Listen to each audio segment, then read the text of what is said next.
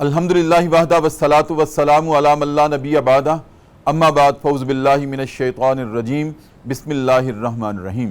السلام علیکم ناظرین، صبح کی پرنور ساعتوں میں public news T V channel پر پروگرام صدائے قرآن لے کر ڈاکٹر محمد طاہر مصطفیٰ آپ کی خدمت میں حاضر۔ ناظرین کرام، جیسا کہ آپ جانتے بھی ہیں اور میں بھی ہر روز یاد دہانی کے طور پر عرض کرتا ہوں کہ یہ پروگرام صدائے قرآن کی ایک خوبصورتی ہے کہ ہم نے اس کو بالکل ابتدائے قرآن سے شروع کیا تھا۔ جو قرآن کی تعلیمات کو اپنی زندگی کا محور بنانا چاہتے ہیں، جو قرآن کو سیکھنا چاہتے ہیں، اللہ کے پیغام کو اپنے فکر و عمل میں داخل کرنا چاہتے ہیں، ناظرین کرام اپنی بصارت میں نہیں اپنی بصیرت میں بھی شامل کرنا چاہتے ہیں، تو ان کے لیے پبلک نیوز کا یہ انمول تحفہ ہے پروگرام صدائے قرآن کہ وہ لفظاً ہر روز قرآن کی آیات میں جو فکر و عمل کے زاویے ہیں ان کو اپنی زندگی کا حصہ بنا سکتے ہیں۔ ناظرین کرام، جب ہم نے پروگرام شروع کیا الحمد کے ساتھ، تو پھر آج ترتیب کے ساتھ اور تسلسل کے ساتھ ہمارا سبق پہنچا ہے قرآن کریم کا دوسرا پارہ ہے سورہ بقرہ کی آیت نمبر 211 اور 212 آج ہمارا موضوع ہے۔ تو آئیے ناظرین کرام، سب سے پہلے ان دو آیات کی ہم تلاوت سماعت کرتے ہیں امام حرمین شریفین قاری عبدالرحمن السدیس کی آواز میں۔ بسم اللہ الرحمن الرحیم۔ اے ہمارے حبیب، بنی اسرائیل سے پوچھیں کہ ہم نے ان کو کیسی کیسی کھلی نشانیاں دکھائیں، جو کوئی اللہ کی نعمت پانے کے بعد اسے بدل دے تو اس کے لیے اللہ کا سخت عذاب ہوتا ہے۔ جن لوگوں نے کفر کا راستہ اختیار کیا ان کے لیے دنیا کی زندگی بہت پرکشش بنا دی گئی ہے۔ ایسے لوگ ایمان کی راہ اختیار کرنے والوں کو مذاق کے طور پر لیتے ہیں، لیکن قیامت کے دن پرہیزگار لوگ ہی ان کے مقابلے میں عالی مقام ہوں گے۔ باقی رہا دنیا کا رزق تو اللہ کو اختیار ہے، جسے چاہے بے حد و حساب رزق عطا کرے۔ ناظرین کرام، یہ ہمارا آج کا سبق ہے پروگرام صدائے قرآن میں۔ پہلی آیت میں اللہ رب العزت نے اس طرف ہماری توجہ دلائی ہے کہ بنی اسرائیل کی طرف اللہ رب العزت نے اپنی بے شمار نعمتوں کی بارش کی تھی، اپنے احسانات کی بارش کی تھی، اور ایسی ایسی نشانیاں ان کے سامنے رکھی تھی کہ جو ان کے ایمان لانے کی بنیاد قرار پا سکتی تھی، لیکن وہ ایمان نہیں لائے۔ اور اگر ایمان لے بھی آئے تو اللہ کے احسانات کے بدلے میں چاہیے تو یہ تھا کہ وہ شکر ادا کرتے، اطاعت کا راستہ اختیار کرتے، اتباع کا راستہ اختیار کرتے انبیاء کا، لیکن ناظرین کرام انہوں نے مذاق اڑایا۔ ان کو اللہ رب العزت نے تورات دی، اس کی تعلیمات پر عمل نہیں کیا، بلکہ اس میں سے حجتیں نکالی، اس میں تحریف کی۔ پھر اللہ رب العزت نے ناظرین کرام ان کے لیے معجزے کے طور پر من و سلوہ اتارا، اس کی بجائے اس سے کہ اس کا شکر ادا کرتے، اس کی بجائے انہوں نے اس سے اکتاہٹ کا اظہار کیا۔ ناظرین کرام، اس کے علاوہ بے شمار اللہ رب العزت نے اپنی نشانیاں ان کو دیں، نعمتیں دیں، لیکن انہوں نے ناشکری کا راستہ ہی اختیار کیا۔ اور پھر اس کے بدلے میں بھی ناظرین کرام اللہ رب العزت نے ان کو عذابوں سے ہمکنار کیا، ان کو آپس میں ہی ایک دوسرے کو قتل کرنے کی سزا دی۔ جو اسی طرح کرتا ہے ناظرین کرام، پھر اللہ رب العزت کا بھی رویہ بدل جاتا ہے۔ جو اللہ کی نعمتوں کا شکر ادا نہیں کرتے، اللہ ان نعمتوں کو بھی چھین لیتا ہے۔ اور نعمتوں کے چھن جانے کا ایک پہلو ناظرین کرام اس طرح سے ہوتا ہے کہ دنیا کی زندگی ان کے سامنے بڑی پرکشش بنا دی جاتی ہے، وہ اس میں کھو جاتے ہیں۔ وہ سمجھتے ہیں کہ ہماری آنکھیں جو ہیں وہ دنیا کو دیکھ کر راحت اور تسکین حاصل کرتی ہیں، وہ ان کے لیے سزا ہوتی ہے۔ ان کے لیے بصارت کا دروازہ تو کھلا رہتا ہے، بصیرت کا دروازہ بند کر دیا جاتا ہے، سوچنے سمجھنے کی صلاحیت سلب کر لی جاتی ہے۔ اور ناظرین کرام، جب یہ نوبت آ جاتی ہے پھر کوئی اس پہ فخر اور غرور نہ کرے کہ مجھے دنیا حاصل ہو گئی، مجھے دنیا کا رزق حاصل ہو گیا، میں دنیا سے مالا مال ہو گیا، اور دنیا کی تمام دلچسپیاں، تمام رنگینیاں اور ہر طرح کی چمک میرے ارد گرد ہے، وہ اس پہ ناز اور غرور نہ کرے، بلکہ یہ تو شاید اس کے لیے سزا ہے۔ اور ناظرین کرام جب یہ کیفیت آتی ہے تو جن کے لیے دنیا بڑی پرکشش بنا دی جاتی ہے پھر وہ اہل دین کو بھی ناظرین کرام وہ اہانت کا سمجھتے ہیں کہ یہ ایک ذریعہ ہے ہمارے لیے، ان کی اہانت کرتے ہیں، ان کی توہین کرتے ہیں، دین کی توہین کرتے ہیں، اہل دین کی توہین کرتے ہیں، اہل علم کی توہین کرتے ہیں، ان کی بھی قدردانی نہیں کرتے۔ تو ناظرین کرام آئیے سیکھتے ہیں کہ آج کے سبق میں ہمارے فکر و عمل کی تطہیر کے لیے کون سے زاویے ہیں، اس پہ آج ہم گفتگو کریں گے۔ اور گفتگو کرنے کے لیے ناظرین کرام پروگرام صدائے قرآن کا مستقل حصہ ہیں میرے فاضل مہمان، دونوں عالم دین ہیں ماشاءاللہ۔ میری دائیں جانب ناظرین کرام تشریف رکھتے ہیں جناب ڈاکٹر مفتی امداد اللہ محمود فرید۔ ماشاءاللہ ناظرین کرام ڈاکٹر صاحب جو ہیں مفتی بھی ہیں، ڈاکٹر صاحب حافظ القرآن بھی ہیں، قاری القرآن بھی ہیں، ماشاءاللہ آپ محقق بھی ہیں، آپ مصنف بھی ہیں، آپ خطیب بھی ہیں، آپ استاد بھی ہیں، اتنی اللہ نے ان کو صفات سے مالا مال کیا ہے۔ السلام علیکم ورحمۃ اللہ۔ وعلیکم السلام ورحمۃ اللہ وبرکاتہ۔ صاحب خیریت سے ہیں؟ جی اللہ کا شکر ہے سر۔ خوش آمدید پروگرام صدائے قرآن میں ایک مرتبہ پھر۔ ویسے تو آپ مستقل حصہ ہیں جزاک اللہ۔ اور بار بار آپ کا آنا بھی ہمارے لیے بہت راحت اور تسکین کا باعث ہے، اور ہمارے ناظرین بھی آپ کی گفتگو کو جو بڑی مبنی بر تحقیق بھی ہوتی ہے، مدلل بھی ہوتی ہے، بہت پسند بھی کرتے ہیں۔ اللہ رب العزت آپ کو اور اس سے بھی زیادہ عزتیں اور آبروئیں عطا کریں۔ آمین آمین۔ ناظرین کرام میری بائیں جانب ہمارے پروگرام صدائے قرآن کا سرمایہ ہیں آپ، اساسہ ہیں آپ، ماشاءاللہ اللہ رب العزت نے ان کو نوجوانی میں عرض کیا کرتا ہوں علم کی جولانی عطا کی ہے۔ جناب مفتی حسان ادریس عبدالسلام ان کا پورا نام ہے، اور ناظرین کرام آپ بھی ماشاءاللہ استاذ بھی ہیں، آپ بھی مفتی بھی ہیں، عالم دین بھی ہیں، اور آج کی نسل کی تربیت بھی کرتے ہیں اور ان کو زیور علم سے آراستہ بھی کرتے ہیں۔ ہمارے پروگرام صدائے قرآن کی زینت ہیں اس وقت۔ السلام علیکم ورحمۃ اللہ۔ جی وعلیکم السلام ورحمۃ اللہ۔ مفتی صاحب خیریت سے ہیں آپ؟ الحمدللہ بخیر و ٹھیک ہیں؟ جناب ڈاکٹر مفتی امداد محمود فرید صاحب آپ کی طرف حاضر ہوں۔ ارشاد فرمائیں کہ یہ جو اللہ رب العزت نے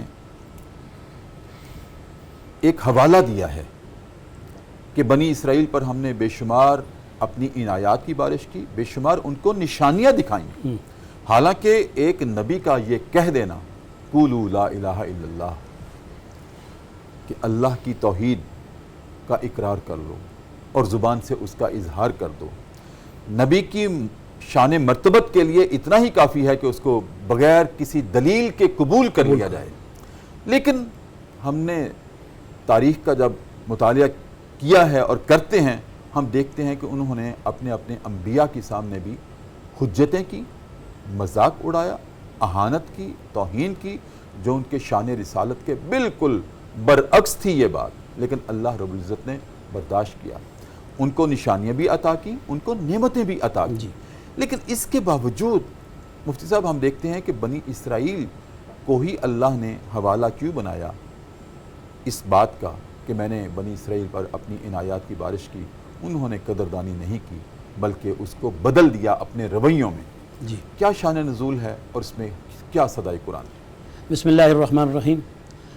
استاد محترم، اصل میں جو بنی اسرائیل کی جو ناشکری کی بات، جو وجہ ان کے عذابوں کی اور ان کے اوپر اللہ تعالیٰ کی طرف سے نازل شدہ عذابوں کے متعلق کی گئی ہے، وہ بھی اگر اس فیکٹر کو دیکھیں تو ناشکری کی تعریف کیا ہے۔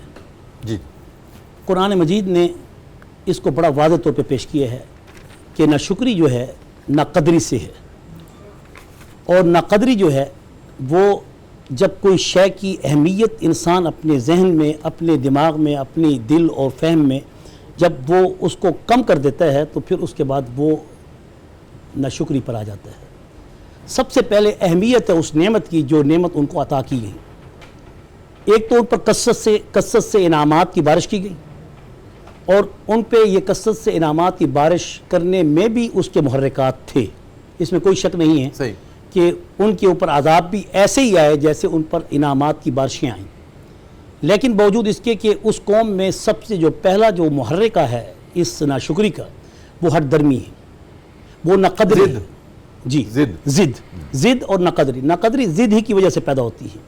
اس کی مثال کیا ہوگی؟ قرآن مجید میں اللہ تعالیٰ نے ارشاد فرمایا ہے کہ وَكَانَ اللَّهُ شَاكِرًا عَلِيمًا، کہ اللہ تعالیٰ یا وَكَانَ اللَّهُ شَاكِرًا عَلِيمًا، کہ اللہ تعالیٰ شکر کرنے والا ہے اور وہ خوب جاننے والا ہے. حالانکہ یہ معنی اللہ کی ذات کی طرف اضافت کرتے ہوئے بالکل غلط ہے کہ ہم شاکر کی تعریف یہ کریں کہ اللہ شکر کرنے والا ہے. اللہ کس کا شکر ادا کرنے والا ہے؟ نہیں. عربی کی فصاحت و بلاغت ہے قدردان. اور قدردانی اللہ تبارک و تعالیٰ اس بندے کی کرتا ہے جس بندے کے دل کے اندر اس نعمت کی احساس اور اہمیت ہو. انہوں نے ان نعمتوں کا احساس نہیں کیا کیونکہ ان پر فراوانی تھی انعامات کی. انہوں نے ان نعمتوں کو پھر جھٹلانا شروع کیا اور پھر ناقدری کی اس قدر، یعنی وہ اس سٹیج پہ پہنچے کہ جس پر اللہ تبارک و تعالیٰ نے پھر ان کو اپنے عتاب کا ذریعہ بنایا. اس لیے سب سے پہلی بات یہ ہے کہ جب اللہ تعالیٰ نے ہم پر انعامات کیے ہیں، ان انعامات کی قدر کیا ہے، اس کی تعریف کیا ہے. علماء نے یہ لکھا ہے، فقہاء یہ لکھتے ہیں، بلکہ قرآن پاک کی آیات سے یہ بات ثابت ہے کہ الم تر الی الذین بدلوا نعمت اللہ کفرا واحلوا قوما دار البوار. کیا اے محبوب کریم صلی اللہ علیہ وسلم آپ دیکھتے نہیں، کیا آپ ان کو نہیں دیکھتے مشرکین عرب کو کہ جنہوں نے اللہ تعالیٰ کی اس عظیم نعمت یعنی آپ کے وجود کا انکار کیا. سب سے بڑا انعام انبیاء کرام کی شکل ہے، انبیاء کرام کا وجود ہے.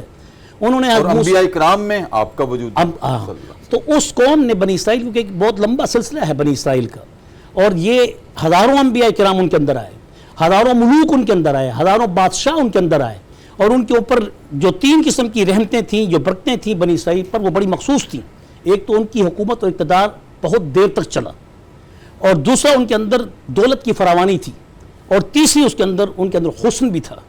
یہ 3 چیزیں ایسی ہیں کہ جن کی وجہ سے انسان پھر تکبر کا شکار ہو جاتا ہے. جب تکبر کا شکار ہو جاتا ہے، ہر درمی کا شکار ہو جاتا ہے. جب ہر درمی اور ضد آتی ہے تو پھر اس نعمت کی اہمیت کم ہو جاتی ہے اور ناقدری. اور اس لیے اللہ تبارک و تعالیٰ کا جو قرآن مجید میں ارشاد ہے کہ آپ صلی اللہ علیہ وسلم کو بھی اللہ تعالیٰ نے یہ فرمایا کہ اہل قدر کو لیلۃ القدر عطا کی جائے گی. اور یہ حقیقت ہے کہ اللہ نے اس رات کو بھی قدر کا نام دیا. اس رات کو بھی قدر کو شب قدر عطا کی جاتی ہے. اور اہل قدر کو ہی پتہ ہے کہ محبوب کریم محمد رسول اللہ کی منزلت کیا ہے. جب وہ منزلت کو، اہمیت کو جب اپنے دل میں بٹھائیں گے تو اس احسان کا بدلہ بھی وہ نہیں چکا سکتے جس احسان کے بدلے کے لیے اللہ تعالیٰ نے یہ لفظ اپنے حبیب کے بارے میں کہہ دیے. لقد من اللہ علی المؤمنین اذ بعث فیہم رسولا من انفسہم. احسان کیا، یعنی اللہ نے آسمان بنائے، زمین بنائی، یہ کبکمیں اور یہ چاند ستارے سب کچھ کرنے کے باوجود اللہ نے کہیں احسان نہیں جتلایا. لیکن اللہ تعالیٰ نے حبیب کریم محمد الرسول اللہ صلی اللہ علیہ وسلم کی ذات اقدس کا احسان جتلایا. آج امت بنی اسرائیل کی روش کیا اختیار نہیں کی ہوئی. آج اس امت نے صرف نام لے کر کیا قدر کر لی ہے. قدر کا یہ معنی نہیں ہے کہ ہم کثرت سے درود و سلام بھی پڑھیں، کثرت سے ہم رسول اللہ صلی اللہ علیہ وسلم کا نام بھی لیں، لیکن قدر یہ ہے کہ جو دولت ایمان ہے اور جو دولت اعمال ہے، کیا ہم نے اس کو اپنی زندگیوں کے اندر اپنے حبیب محمد مصطفیٰ صلی اللہ علیہ وسلم کی اس نعمت عظیمہ کو ہم نے اپنی زندگیوں میں ڈھالا بھی ہے.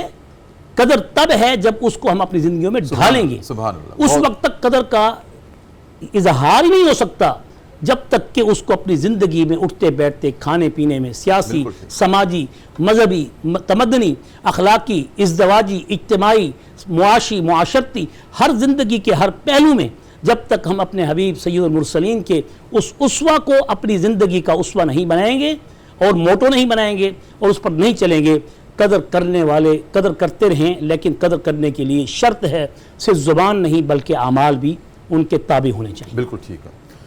آپ کی اجازت ہو مفتی صاحب کو بھی شریک گفتگو کریں. مفتی صاحب، جناب ڈاکٹر مفتی امداد فرید نے بہت فکر انگیز گفتگو سے آغاز کیا پروگرام کا کہ زبان کہہ بھی دیا لا الہ تو کیا حاصل، دل و نگاہ مسلمان نہیں تو کچھ بھی نہیں. سبحان. ہم صرف زبان سے اظہار کرتے ہیں نبی کریم کی محبت کا، عشق کا.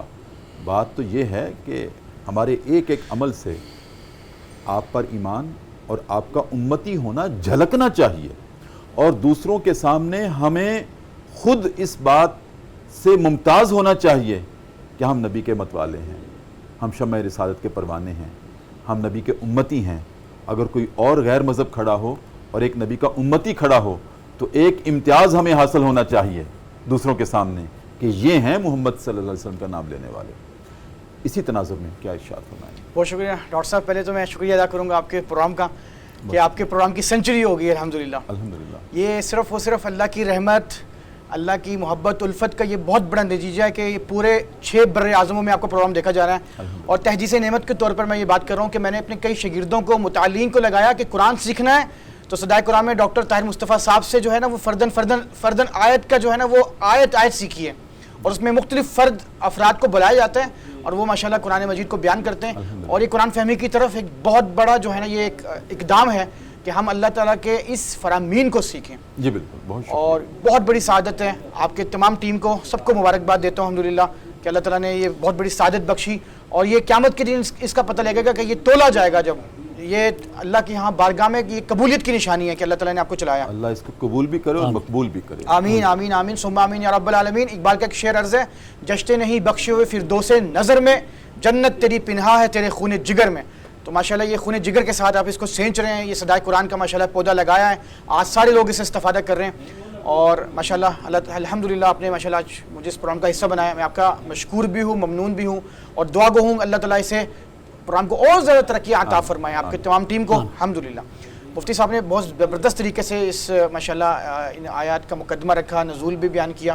تو اس حوالے سے یہ ہے کہ یہ جو بنی اسرائیل کو اللہ تعالیٰ نے نشانہ بنا کر جو بات کی گئی، یہ بنی اسرائیل قوم ہے.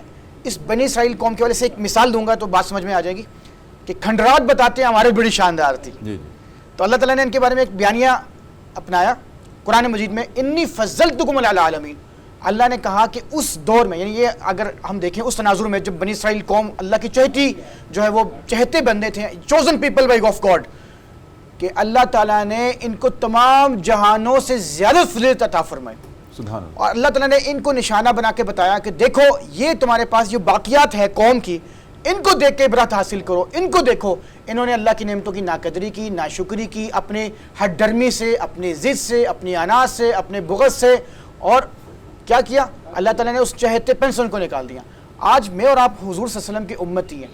اب جو غلطیاں گزشتہ امت کرتے تھے وہ اس امت کو کبھی رپیٹ نہیں کرنے، لیکن وہ کرتی ہے.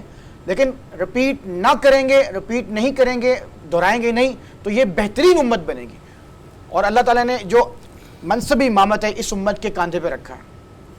تو یہ تو ہم سب کا جو ہے وہ کامیابی کا تقاضا ہے کہ قرآن مجید کو ہم جو ہے وہ سیکھیں، سمجھیں، اور جو ہماری جو قوم جو گزشتہ گزر چکی ہے اس سے عبرت حاصل کریں. صحیح، ماشاءاللہ. بہت شکریہ مفتی صاحب، آپ نے بھی ڈاکٹر مفتی امداد فرید کی بات کو آگے بڑھایا. ناظرین کرام، پروگرام صدائے قرآن ہے، وقفہ ہے، اور وقفے میں ہم جایا کرتے ہیں اپنے نبی کریم صلی اللہ علیہ وسلم کے دربار رسالت میں، اور نہایت ہی ادب کے ساتھ، رقت کے ساتھ، خشیت کے ساتھ، بالہانہ وارفتگی کے ساتھ آپ کی ذات اقدس پر ایک مرتبہ درود کریم کا نذرانہ پیش کرتے ہیں. اور واپس آتے ہیں.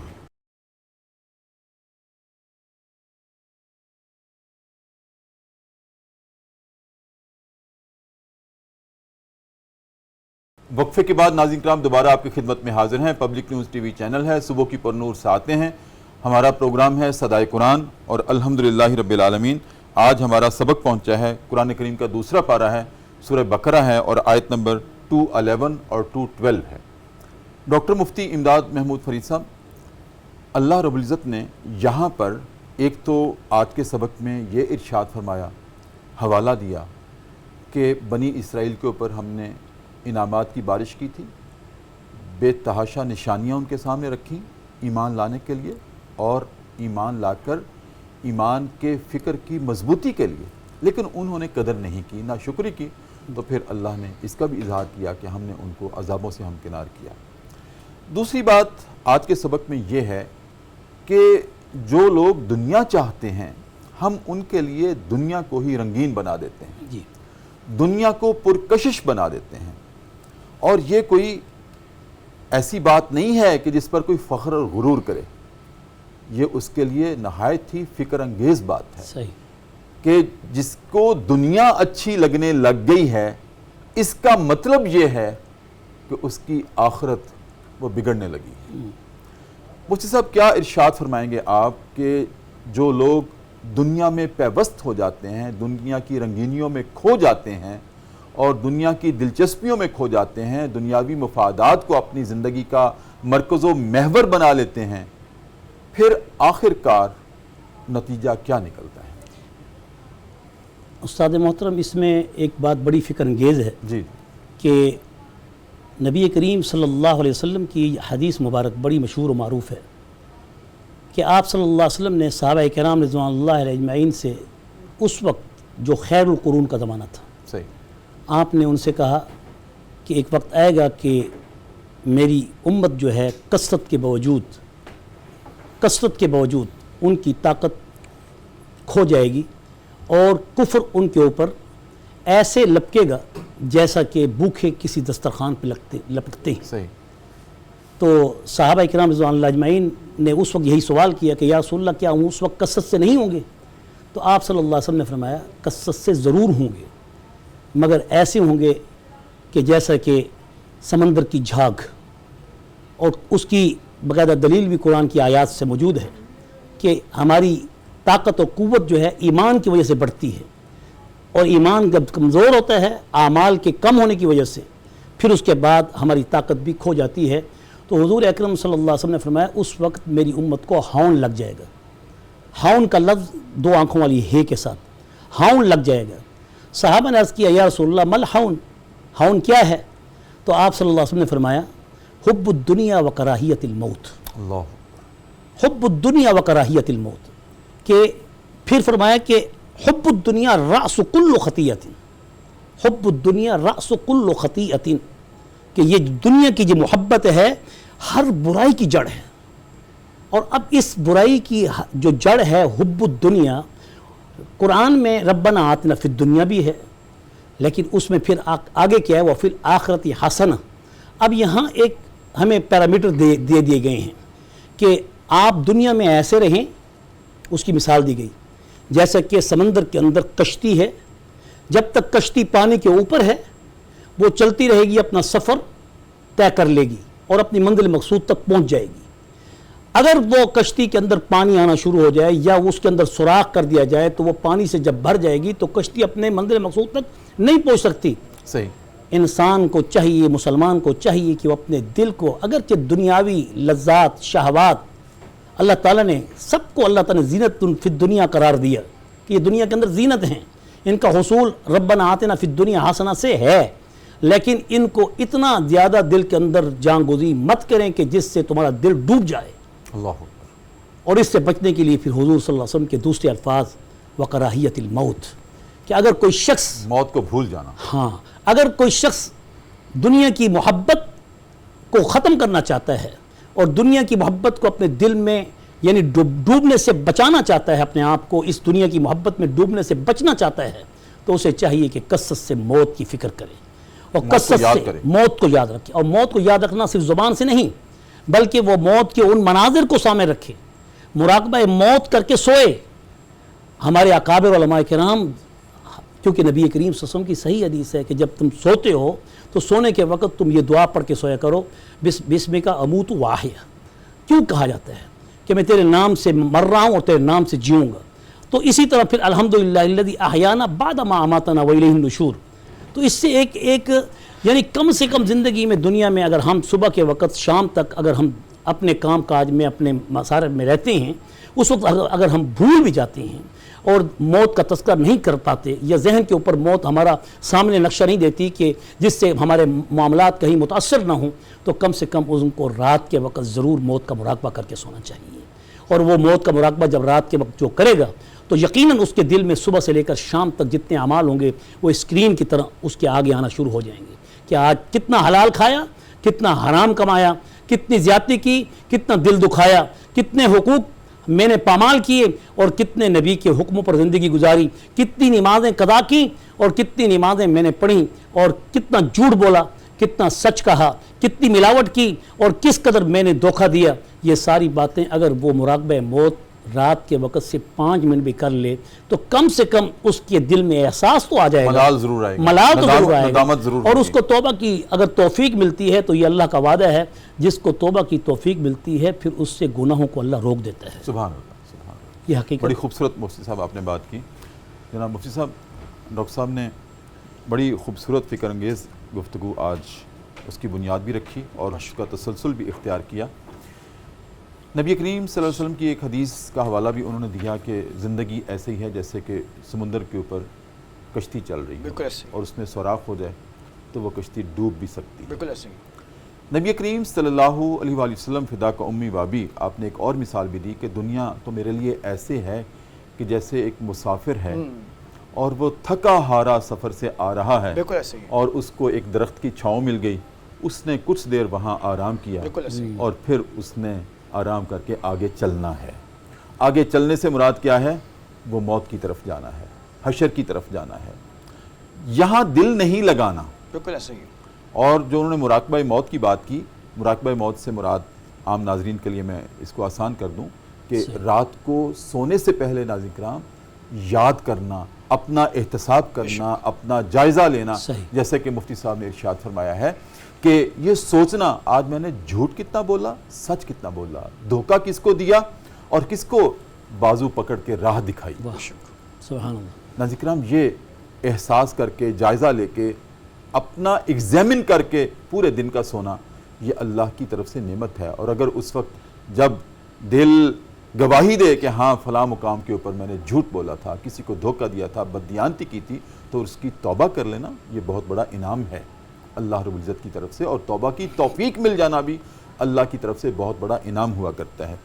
اب مفتی صاحب یہ تو طے ہوا کہ دنیا سے دل نہیں لگانا، لیکن دنیا ہماری ضرورت تو ہے. بالکل. اگر ہم یہ کہہ دیں کہ بالکل دنیا کو ترک کر دیا جائے تو اس کی بھی ہمارا دین اسلام اجازت نہیں دیتا، یہ رہبانیت ہے. بالکل ایسے ہی.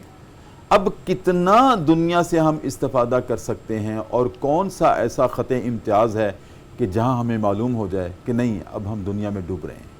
بہت خوبصورت سوال ہے ڈاکٹر صاحب آپ کا. بہترین طریقے سے ماشاءاللہ مفتی صاحب نے بیان کیا. ہمارا مدعا بہت آسان ہو گیا. دنیا کے حوالے سے اللہ کے نبی صلی اللہ علیہ وسلم نے ایک مثال بیان کی کہ صحابہ کے ساتھ جا رہے تھے، ایک بکری کا بچے کو مردہ پایا، کہا کون اسے خریدے گا، کون اسے خریدے گا؟ تو صحابہ نے کہا یا رسول اللہ اس کا کان کٹا ہوا اسے کوئی مفت میں بھی نہیں خریدے گا. تو آپ علیہ الصلوۃ والسلام نے فرمایا دنیا کی قدر و قیمت اس بکری سے بھی زیادہ گئی گزری ہے. اگر دنیا کی قدر و قیمت ایک مچھر کے پر کے برابر ہوتی تو کافر کے زبان میں اللہ پانی کا گھونٹ نہ ڈالتا. اور سب سے بدترین جگہ اللہ کے نزدیک یہ دنیا ہے. اور اس دنیا میں آپ نے جیسے کہ حدیث میں فرمایا کہ ایک ایسا جیسے راہ چلتا مسافر. دیکھیں دنیا جو ہے وہ ضرورت کے درجے میں ہونی چاہیے. یہ مسلمان کی آماجگاہ نہیں ہے، پہلی بات.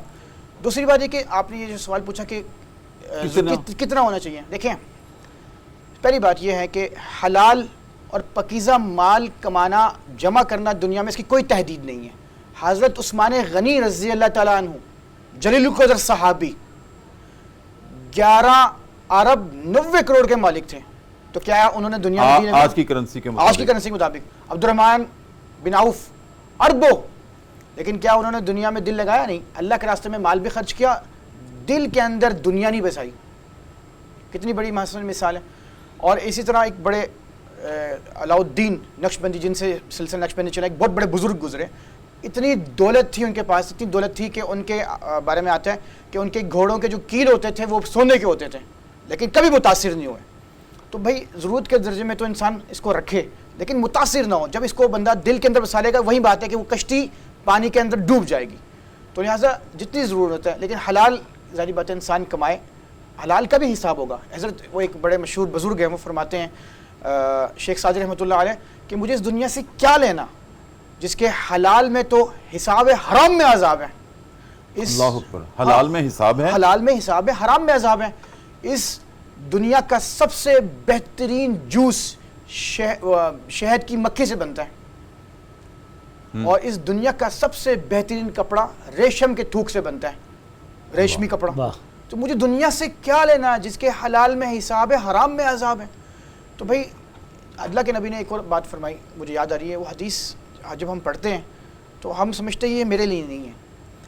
اس میں وہ آئینہ ہے نا، اللہ کے نبی صلی اللہ علیہ وسلم کی جب فرامین دیکھتے ہیں. آج ہم یہ صدائے قرآن ہے، صدائے قرآن جب ہم پڑھتے ہیں، دیکھتے ہیں، سنتے ہیں تو یہ ہمارا آئینہ ہے مومن کا، اسے سیکھتے ہیں، سمجھیں. تو اللہ کے نبی صلی اللہ علیہ وسلم نے فرمایا مفہوم حدیث کا کہ جس کو دنیا کا کوئی ایک حصہ مل جاتا ہے، آخرت کا ایک حصہ کم ہو جاتا ہے. تو کوئی کیا مطلب ہوا کہ بھئی یہ دنیا جی لگانے کی نہیں ہے، یہ عبرت کی جا ہے، یہ تماشا نہیں ہے. تو مسلمان ہو کے دنیا میں جی لگائے. تو اللہ تعالیٰ نے جو بہت ذرا فراوانی کی ہے دنیا کی رنگینیوں میں، جن کو کھود جنہوں نے اپنا جو ہے اس کو بہت زیادہ اس کے اندر گھپ کے ہے، اس کے اندر جو ہے رنگینیوں میں چلے گئے، تو ان کا آخرت میں کوئی حصہ نہیں ہے. انسان بے حس ہو جاتا ہے، بے حس ہو جاتا ہے. وہی بات ہے مفتی تکبر صاحب آ نے، جاتا ہے. بالکل مفتی صاحب نے بڑی پیاری بات کی کہ جب دنیا کی محبت آئے گی تو موت سے غافل ہوگا. تو جب انسان کو اس بات کا جو تصور قائم ہو جائے کہ میں نے اللہ کے سامنے جواب دینا ہے، جواب دہی کا تصور ہونا ہے، کھڑے ہونا ہے، اکاؤنٹیبلٹی ہونی ہے، تو انسان ڈرے گا نہیں میں اپنے آگے اعمال کے لیے آگے بھیجوں. یہ دنیا واقعی جی لگانے کی جگہ نہیں ہے. ضرورت کے درجے میں تو ہم رہیں گے. اللہ تعالیٰ نے نعمتیں دی ہیں، اللہ تعالیٰ نے صحت دی ہے، مکان دی ہے، دولت دی ہے، شہرت دی ہے، عزت دی ہے، یہ نعمت ہے. تو یہ نعمت اللہ کی امانت ہے، اس کا بھی حساب ہونا ہے. صحیح، بالکل ٹھیک. ناظرین کرام، مفتی صاحب نے بڑی فکر انگیز گفتگو کی ہے کہ دنیا واقعتاً دل لگانے کی جگہ نہیں ہے. یہ دنیا لے لیں یا دنیاوی اموال لے لیں، یہ برف کی طرح ہے ناظرین کرام، جو پگھلنا ہے. بالکل صحیح. ایک ایک لمحہ برف پگھلتی ہے، اور ہماری زندگی کا ایک ایک سانس جو ہم لے لیتے ہیں، ہماری جو متعین زندگی ہے کتاب تقدیر میں، اس سے کم ہو رہی ہے. ہم یہ سمجھتے ہیں کتنا بڑا دھوکہ ہے، کتنا بڑا سراب ہے ہماری فکر اور سوچ کا، کہ ہم سمجھتے ہیں کہ ابھی بچہ پیدا ہوا ہے، ابھی تو جوان ہوگا، ابھی بڑی عمر پڑی ہے. حالانکہ ایک ایک دن جو گزر رہا ہے، ایک ایک گھنٹہ جو گزر رہا ہے، ایک ایک منٹ جو گزر رہا ہے، ایک ایک سانس جو ہم لیتے ہیں، وہ تو اس زندگی کے دائرے سے وہ کم ہوتا جا رہا ہے. ہم سال گرہ مناتے ہیں، خوشی مناتے ہیں. یہ سال گرہ نہیں ہے، یہ سال گرہ نہیں ہے، سال گرہ نہیں ہے، سال گرہ ہے. ایک سال گر گیا. ناظرین کرام، یہ جو زندگی ہے اور یہ جو زندگی کے اموال ہیں، یعنی مال و دولت جو ہے، یہ ایک برف کی مانند ہے. آپ دیکھتے ہیں نا کہ برف پڑی ہوئی پگھلتی ہے، اور ہر لمحے پگھلتی ہے. ہم یہ نہیں کہتے کہ شام کو برف پگھل جائے گی، رات کو پگھلتی ہے، نہیں، ہر لمحے پگھلتی ہے. اسی طرح زندگی بھی ایک ایک سانس جو ہم لیتے ہیں، وہ اللہ نے جو سانس ہمیں عطا کیے ہیں اس میں سے سانس کم ہو رہے ہیں، تو زندگی کم ہو رہی ہے ہماری. ہم سمجھتے ہیں نہیں ابھی دنیا ہے، ابھی تو میں نے دنیا دیکھنی ہے، اور جب بڑھاپا آئے گا پھر توبہ کر لیں گے، پھر اللہ اللہ کر لیں گے. اگر بڑھاپے کی توفیق ہی نہ ہوئی، اگر ہمیں ملنا نصیب ہی نہ ہوا بڑھاپا، تو پھر توبہ کا دروازہ تو ہم خود بند کر رہے ہیں اپنے زندگی کے ماہ و ایام میں. ناظرین کرام، ہم سالگرہ مناتے ہیں، وہ سالگرہ نہیں ہے، سالگرہ ہے. ایک سال گر جاتا ہے ہماری زندگی سے. ہم نے کبھی اس پہلو پر تو غور ہی نہیں کیا، اور ہم کمکمے لگا کر، شادمانی کے گیت گا کر، خوشیاں منا کر ہم سالگرہ مناتے ہیں. کتنے نادان ہیں ہم کہ سال گر رہا ہے اور ہم اس خوشیاں منا رہے ہیں. ناظرین کرام، ہاں دنیا ضرورت ہے ہماری، لیکن اس حد تک ہمیں اس سے محبت رکھنی چاہیے کہ جس سے سانس کا تانا بانا برقرار رہے. لیکن اگر یہی سانس اکھڑ جائیں اسی دنیا کی رنگینیوں میں، تو پھر آخرت تباہ ہے. ہماری منزل تو ابھی پڑی ہے. میں نے کہا کرتا ہوں، میں عرض کیا کرتا ہوں کہ انسان، اس کا سب سے پہلا جہان کیا تھا؟ سب سے پہلا عالم کیا تھا؟ عالم ارواح. پھر آج عالم دنیا میں ہیں، ابھی تو ہم نے عالم برزخ میں جانا ہے، پھر عالم حشر میں جانا ہے، پھر عالم انجام میں جانا ہے. اور ہم نے صرف عالم دنیا کو سب کچھ سمجھ لیا. باقی ابھی 3 جہان ہیں جو ہم نے سفر کاٹنا ہے. تو ناظرین کرام، اس کے لیے تو یہی ہے کہ دنیا سے ضرورت کی حد تک، اور اگلے جو جہان ہیں ان سے محبت کی حد تک اپنا دل لگائیں. ناظرین کرام، وقفہ ہے پروگرام صدائے قرآن میں ایک مرتبہ پھر، اور نبی کریم صلی اللہ علیہ وآلہ وسلم کی ذات اقدس پر ایک مرتبہ پھر وارفتگی کے ساتھ، محبت کے ساتھ ہم درود کریم کا نذرانہ پیش کرتے ہیں.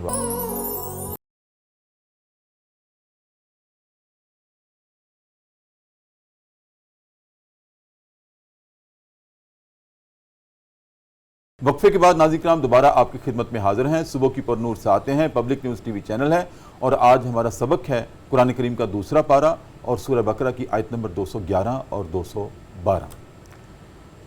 جناب ڈاکٹر مفتی امداد محمود صاحب، رہبانیت کا تذکرہ ہوا، کیا حدود و قیود ہیں دنیا سے دل لگانے کی، اور کون سا ایسا خط امتیاز آ جاتا ہے کہ ہم کہہ سکتے ہیں کہ یہ رہبانیت ہے اور یہ ہماری شریعت ہے؟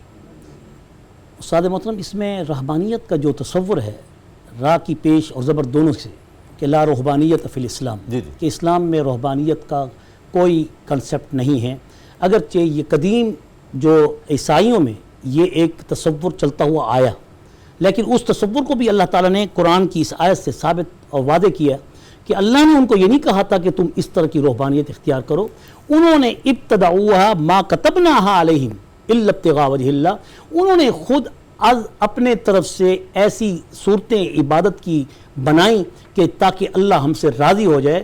ممانعت تو نہیں کی اللہ تعالیٰ نے، لیکن اس کی حوصلہ افزائی بھی اللہ تعالیٰ نے نہیں کی۔ یہ بات بڑی اہم ہے۔ لوگ کہتے ہیں کہ رہبانیت جو ہے وہ عیسائیت میں یا پچھلے مذہبوں میں تھی، حکمن نہیں تھی، انہوں نے خود اپنے اوپر اس کو واجب کر دیا تھا، طاری کر لیا تھا۔ تو اللہ تعالیٰ نے اس چیز کو رسول اللہ صلی اللہ علیہ وسلم کی ذات اقدس پر اس اسلام کی آفاقی مذہب کی حیثیت سے ہر طرح کے معاشی معاملات کو اور سیاسی معاملات کو، زندگی کے ہر پہلو کو، معاشرتی زندگی کے ہر پہلو کو اللہ کے پاک پیغمبر صلی اللہ علیہ وسلم نے عبادت قرار دیے ہیں۔ صرف نماز، روزہ، حج، زکوٰۃ یہ عبادات کا صرف نام یا ڈھانچہ نہیں، بلکہ تمام معاملات زندگی جب اللہ اور اس کے رسول کے حکم کے مطابق ہوں گی تو وہ بھی اسلام ہے۔ تو پھر جب وہ اسلام ہے تو ان کے حقوق کو پورا کرنا بھی اسلام ہے۔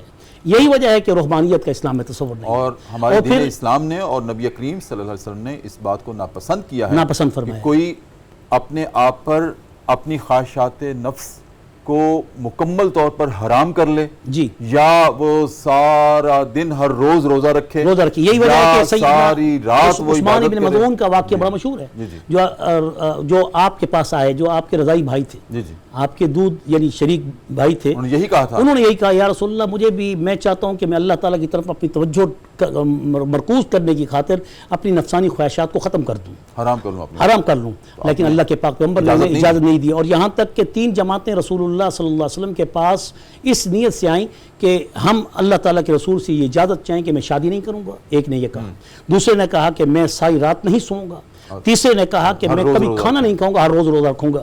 تو حضرت عائشہ صدیقہ رضی اللہ تعالیٰ عنہ نے جب ان کی یہ باتیں سنی تو رسول اللہ تک پہنچائیں، تو آپ صلی اللہ علیہ وسلم نے فرمایا کیا مجھ سے زیادہ کوئی اللہ سے ڈرنے والا ہے، مجھ سے زیادہ اللہ کا خوف کرنے والا ہے؟ کیا میں نے شادی نہیں کی، شادیاں نہیں کی، کیا میں سوتا نہیں ہوں، اور کیا میں کھانا نہیں کھاتا، اور میں روزے بھی رکھتا ہوں، کبھی روزے نہیں بھی رکھتا۔ تو یہ ایک بہت بڑا پیغام ہے کہ اسلام میں کوئی افراط و تفریط نہیں ہے۔ اسلام ایک متوسط مذہب ہے جو درمیان میں چلنے والا مذہب ہے، جو حقوق العباد کو بھی پورا کرنے کا حکم کرتا ہے اور حقوق اللہ کو بھی بجا کرنے کا، بجاوری کا حکم کرتا ہے۔ بالکل ٹھیک۔ مفتی صاحب، آخری سوال ہے، ہمارے پروگرام کے آخری لمحات ہیں۔ یہ جو اللہ رب العزت نے ہمارے آج کے سبق میں ارشاد فرمایا واللہ یرزق من یشاء بغیر حساب، اللہ نے رزق عطا کرنے کے لیے کوئی پیمانہ نہیں بنایا۔ کسی کے ایک آنسو پر ہزاروں دل تڑپتے ہیں، کسی کا عمر بھر رونا یوں ہی بیکار جاتا ہے۔ رزق کے لیے اللہ نے کوئی کوالیفیکیشن نہیں رکھی۔ کیلے بیچنے والا پی ایچ ڈی سے بھی زیادہ کما لیتا ہے، اور کئی ایسے علم حاصل کر کے بھی رلتے پھرتے ہیں اور رزق کو ترستے پھرتے ہیں۔ کیا کرائیٹیریا ہے اللہ؟ سب سے پہلی بات یہ کہ اللہ تعالیٰ مالک ہے۔ اللہ فرماتا ہے انی ملکن، میں مالک ہوں، عندی خزائن اللہ، یہ تمام خزانے میرے پاس ہیں۔ جس کو کتنا دینا ہے یہ اللہ کی مرضی ہے، اللہ کی منشا ہے۔ کسی کو بے سبب دے دے، کسی کو جو ہے اللہ تعالیٰ جو ہے وہ بہت زیادہ دے دے، یہ اللہ کا امر ہے۔ اور اللہ تعالیٰ نے جب حضرت مریم علیہ السلام کو بے موسمی بے سبب پھل دیے تو کیا کہا تھا زکریا علیہ السلام نے؟ اے اللہ تو بے موسمی پھل دے سکتا ہے، تو کیا میری عمر 100 سال سے اوپر ہو گئی ہے، کیا تو مجھے اولاد نہیں دے سکتا؟ تو یہ اللہ کا ہی کرائٹیریا ہے، اللہ ہی جانتا ہے کہ کس کو کتنا دینا ہے۔ جب انسان کو بہت زیادہ دولت مل جاتی ہے تو انسان آپے سے باہر ہو جاتا ہے، تو اللہ کو پتہ ہے کس کو کتنا دینا ہے، تو یہ اللہ کی تقسیم ہے۔ ہماری بصیرت کی یہاں تک ایکسیس نہیں ہے، بالکل نہیں ہے، قطعاً نہیں ہے، قطعاً نہیں، یہ اللہ کی تقسیم ہے۔ اور اس میں ایک آیت کا اگر اضافہ کر لیا جائے جو قرآن پاک کی تفسیر میں بڑی پیاری آیت ہے، کُلًا نُمِدُّ ہؤلاء وہؤلاء من عطاء ربی۔ عطاء ربی جو ہے وہ اللہ تعالیٰ نے اپنے اوپر رکھی ہے، اس میں محنت شرط ہے، لیکن محنت کے بعد ثمرہ اللہ کی طرف سے بالکل ایسے ہی عنایت شدہ ہے. یہ نہیں کہ ایک شخص سارا دن مزدوری کرے اور وہ 500 کی دیہاڑی لگائے اور ایک شخص چیئر پہ بیٹھ کے یا لیکچر دے کے یا کوئی اپنی فنی کوئی اپنی ٹیکنیکل کوئی اپنا عمل کر کے وہ 5 لاکھ کما لے. تو کمانے میں جو رزق ملنے کی گارنٹی ہے وہ عطا ربی ہے, بے شک. اور باقی کمانا یہ ہمارے اوپر لازمی ہے, لازمی ہے. فرض ہے. سبب بھی بے حساب رزق کا تلاش کرنا, جی. کوشش کرنا, کوشش کرنا. جد و جہد کرنا ہمارا کام ہے, جی. اور اس کا پھل دینا وہ وہ اللہ کا کام ہے. بے شک. ٹھیک ہے نا جی. وہ کیا پنجابی کا شعر ہے کہ مالی دا کم پانی دینا پر مشکاں پاوے, مالک دا کم پھل پھل لاؤنا, لاوے یا نہ لاوے. سبحان اللہ. بے حساب. ناظرین کرام, بہت خوبصورت آج کے پروگرام میں گفتگو ہوئی ہے, پروگرام صدائے قرآن میں, اور اب وقت ہوا ہے ذکر صاحب قرآن کا. ناظرین کرام, ذکر صاحب قرآن میں آج میں